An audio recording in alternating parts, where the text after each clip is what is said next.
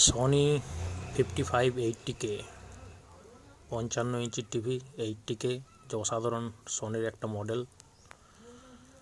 কম রেঞ্জের মধ্যে best model, যেটা ডলবি অ্যাটমস সাপোর্ট করে।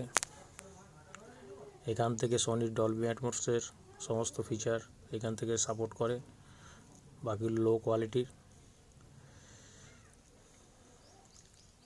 যেখানে ডলবি অ্যাটমস সাপোর্ট করে না। এটা 70K এর মধ্যে চলে আসছে টিভির দাম।